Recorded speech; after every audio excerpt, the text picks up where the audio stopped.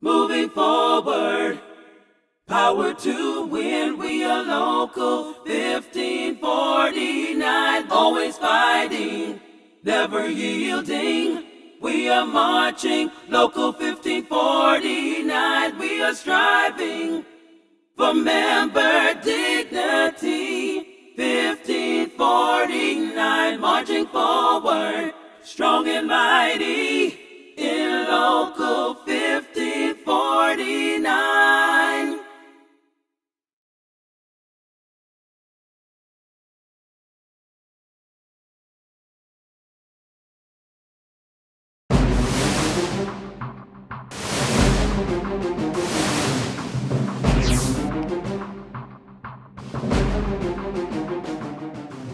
Throughout the mosaic that represents the long and vital history of labor, in fact, throughout the impressive history of this great country, there has been a common theme that has defined success and spurred growth. That theme is those who have learned to collaborate and improvise with one another on ideas and solutions are the champions of society. They are the thinkers and leaders who recognize that the way to move forward is to unite, to work as a team focused on the issues that matter. Moving forward is about realizing potential and making dreams reality. It's about standing as one, even when obstacles or others may stand in the way. Local 1549 members, shop stewards, and leaders know that to move forward and powered to win, they cannot stand still. This has been true throughout the union's history and will be true throughout the future. And that's what Local 1549 does, as a people, as a community, and as a union. Since Local 1549's first days in December of 1964, the union has stood as a community, committed to moving forward in the right direction.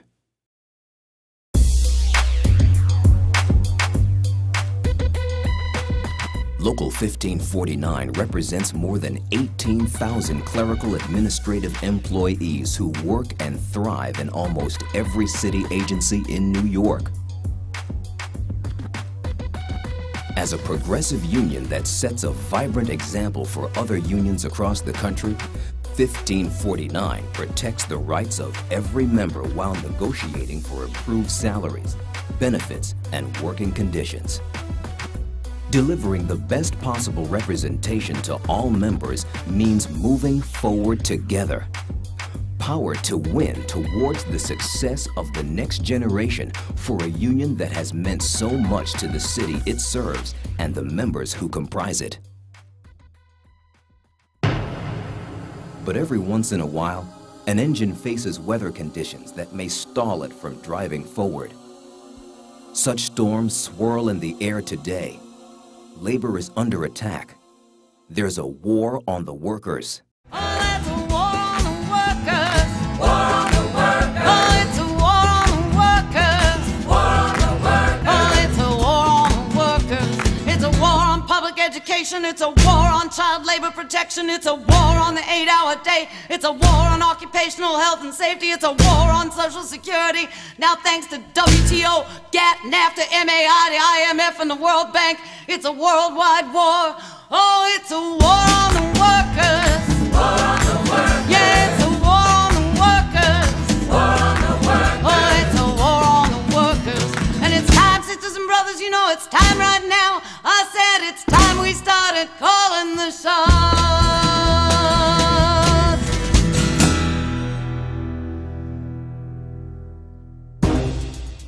Unions such as Local 1549 face agenda-driven politicians and pundits who view organized labor as an angry talking point or a hot-button issue instead of what it really is.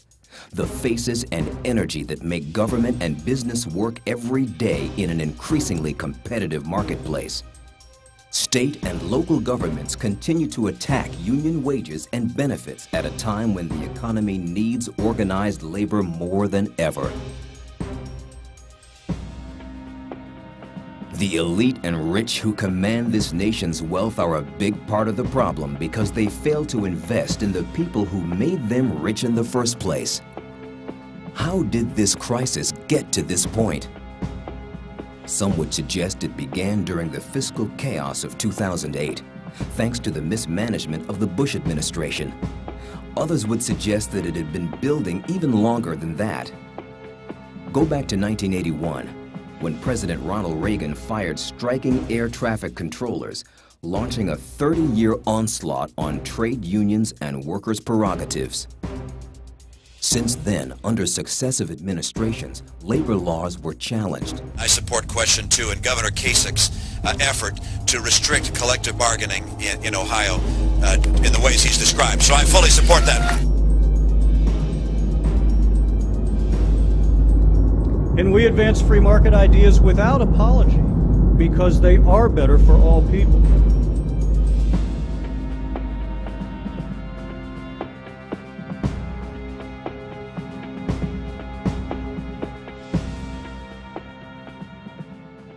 But the real watershed moment erupted only too recently, in what has become the critical turning point against the rights of labor, born in the State House of Wisconsin. Somehow, the state that has passed the first collective bargaining laws in the country in 1959 has now become the champion for dismantling that right and trying to divide public union workers in the process. Are elected officials or are bosses always going to have disagreements with unions? Of course. Are there going to be negotiations? Of course. Are there going to be disagreements? Yes, hopefully they won't be profound. But if you take away a union's right to collectively bargain, all you're doing is trying to kill the union. You're not tinkering, you are killing the union. That's what the attempt was in Wisconsin, to completely union bust, to erase unions, in my opinion, from the state of Wisconsin. Wisconsin's Governor Scott Walker opened a door for other states to follow in 2011 with his quest to derail the promise of pensions and health care to public workers, those very same people who made his state work through the services they provide. Any chance we'll ever get to be a completely red state and work on these unions? Oh, yeah. And become a right to work? Well, in fact, the what big thing we can do to help you? Well, we're going to start in a couple weeks with our budget adjustment bill. The first step is we're going to deal with collective bargaining for all public employee unions. Right. Because you divide and conquer. Once Governor Walker launched his campaign to undo collective bargaining for public employees, countless governors and mayors followed with different variations on the same economic recklessness. But the Walker movement isn't the only challenge labor faces. One of the things is sourcing out our jobs. We're losing jobs. You see today, our young children today who finish college can't even find a job. We're losing jobs and contracting out. Millions and millions of billion dollars being used, wasted. That money could be used really training for people, for young people, also collective bargaining. Despite court orders against the contrary, civilianization still causes havoc for New York City, with non-clerical and uniformed personnel taking 1549 jobs at great cost to the people who live and work in this great city. And contracting out remains a battle that DC 37 and 1549 must continue to fight. Well, we're fighting against privatization as corporate-backed politicians like Mayor Bloomberg try to privatize services best left in the hands of public service workers. We're fighting for retirement security as the same politicians take their cue from Governor Cuomo, who tried to destroy our pension system, a system we built. We're fighting for public jobs, the best answer to poverty in New York City. But more importantly, we're fighting for fairness. Our lives are tied up in a system that's too often rigged, too often one-sided, too often unfair to far too many people. It's up to us to fix this. Another threat has also emerged: the outsourcing of union labor to overseas markets. As a result, China is challenging the United States' position in trade and commerce. The world's largest communist power holds this country's national debt in its pocket and takes U.S. jobs for its industries. This isn't just about the cost of labor.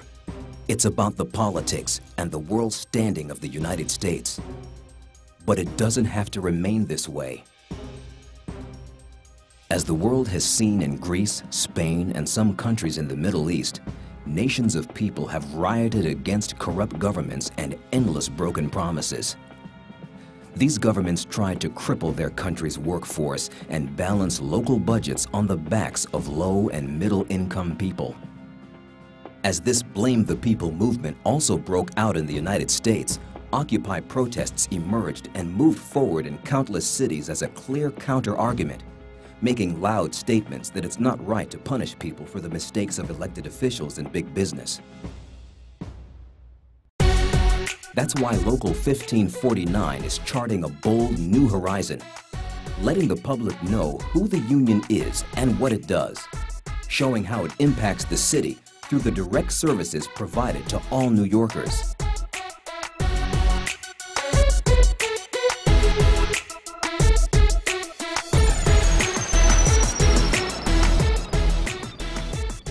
We're the best people for the job. We already have this organized workforce. DC 37 is, I believe, the largest union in the country. And I think the best thing that the union can do is to continue to support the leadership that they're supporting now and can just keep going toe-to-toe with whoever's in charge to try to get them to understand that we're the right people for the job. Goals are opportunities for people, men and women, to work, for city employees to be able to advance and gain more skills, and for the taxpayers of our great city to get the best result possible from the dedicated workers that make up our municipal labor force. We have been the only obstacle in the course of a takeover, only obstacle, and we have to stand tall. We're passing the test in some ways, but I'm afraid that we're going to get lax. And you think that this is the same old story over and over again. It is not. It is our time to prove that we are one, and we have to move forward. We've got to get people elected, and we've got to do our part. By moving forward, the future belongs to Local 1549. It's a future that will be engineered and led by the shop stewards who move and shake the union's destiny. The world is changing. No longer can unions just rely on the written word or past loyalties to protect members' dignity and their livelihood. It's time to power up and implement a bold plan that can stop these outside attacks on members and the union. It is not enough for Local 1549 to be strong. We also have to work with others and build a labor movement. A strong DC 37 is an absolute must, just as a strong AFL-CIO and trade union movement, and reaching out to all of our allies that are having their services cut and are under attack. United we stand, divided we fall. Local 1549 is on the forefront of that bold plan, fighting to keep what it has and gaining new ground through better contracts without any givebacks.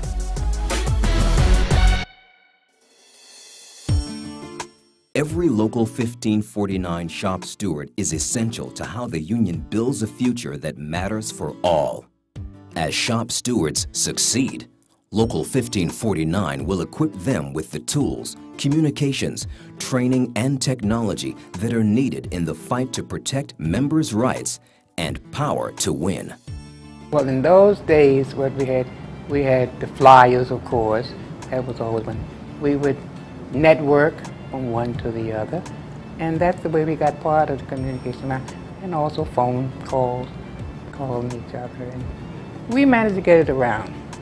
You know, once you start with the gossipers and tell one gossiper, they lead it to the rest of the gossipers, and you got it made. So that was, and they considered me one of the gossipers, so you know I was going to get it around. In today's digital, always connected world, technology is critical to how 1549 moves forward. Digital and mobile technology has become a leading tool in getting the union message out, thanks to its speed and accuracy, whether through the web, email, text messages, or a Twitter or Facebook post.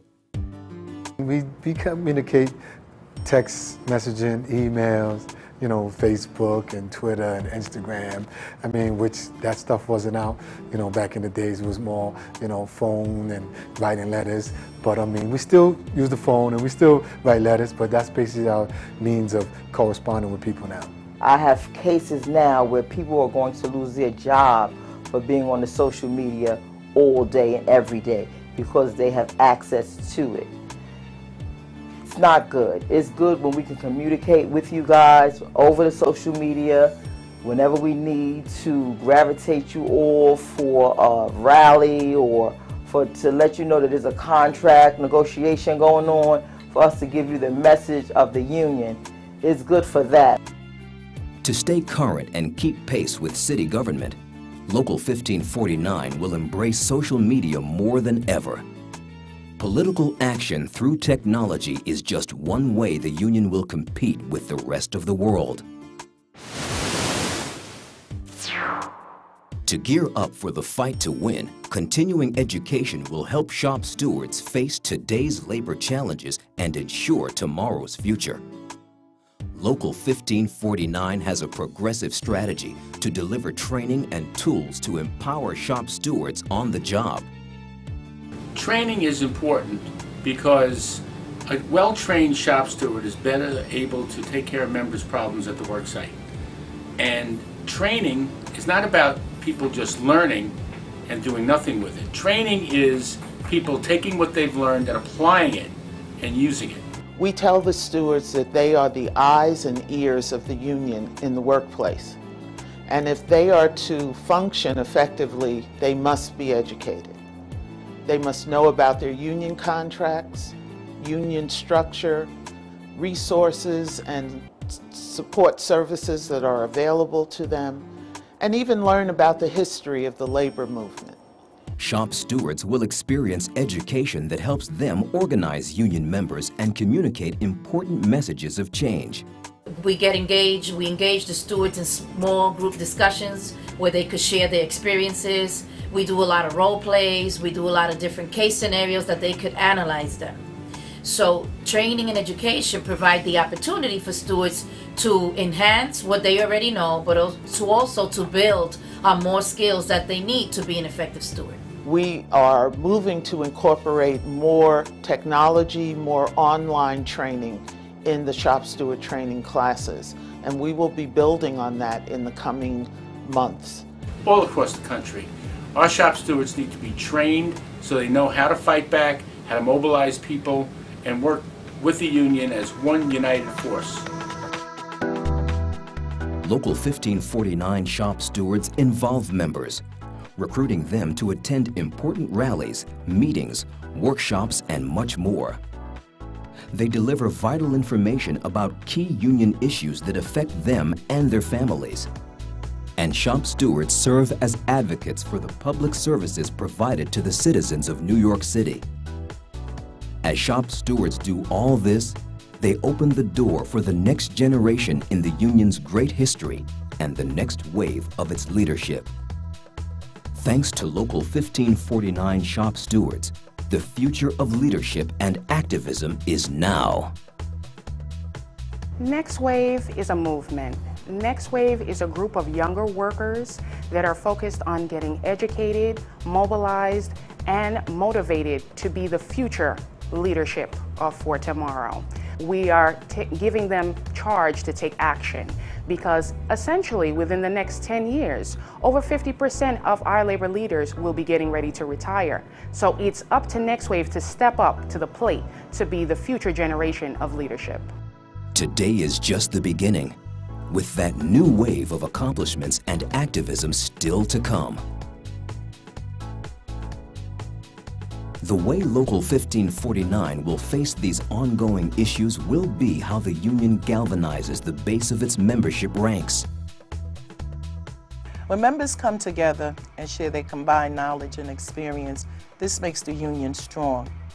Members come down to Local 1549 District Council 37 to network. That's why we have so many different committees and so many different events down here for the members to enjoy themselves.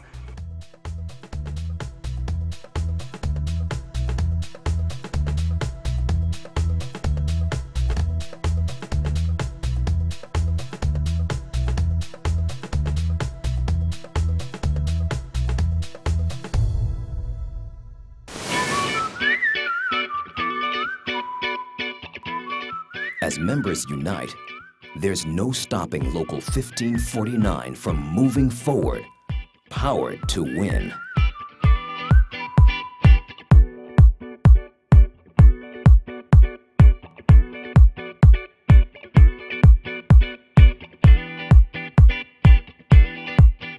Yes, this is about leadership. The leadership of the union's shop stewards as the force that helps Local 1549 and New York City move forward on a local, national, and global level. Here are the leaders working behind the scenes with shop stewards and the Local 1549 membership to create a better and more enriching experience. Hi, I'm Eddie Rodriguez, the field president of Local 1549. I love to go in the field, especially meeting the members one-on-one. I'm Alma Roper, the Executive Vice President of Local 1549. And as Executive Vice President, I focus on the committee activities and the events for the union membership. Hi, I'm Ralph Palladino, Second Vice President, Local 1549. I am responsible for advocacy and political action and shop steward training. I'm Alvin Williams, Third Vice President for Local 1549. I'm responsible for all communications and union activities for Local 1549. Hi, Gerald Johnson, Secretary Treasurer. I'm the numbers guy. I focus on the union's fiscal accountability and responsibility. Hi, I'm Carmen Flores, the Recording Secretary of Local 1549. I am responsible for keeping the records and the minutes of the delegates, executive board, and general membership meetings.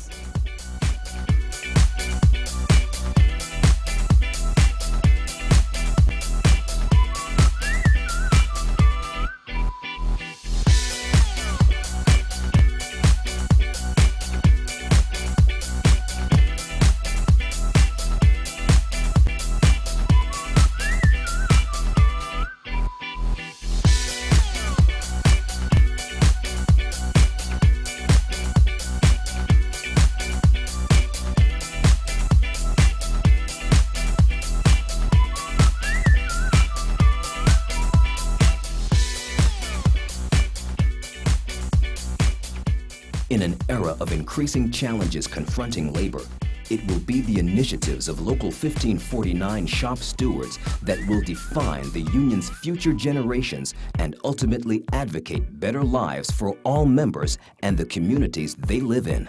The union, they have to have a working relationship with management, but for the most part, I think they always put the members first. These people are fighting for the rights that are for me. Their fight for my justice. So that's what I appreciate for the union, because it's like they stand for the same thing I stand for, advocating for the people. This is our time. It's our moment. Local 1549 shop stewards are moving forward, powered to win. Moving forward, power to win. We are Local 1549, always fighting, never yielding. We are marching, Local 1549. We are striving for member dignity. 1549, marching forward, strong and mighty in Local 1549.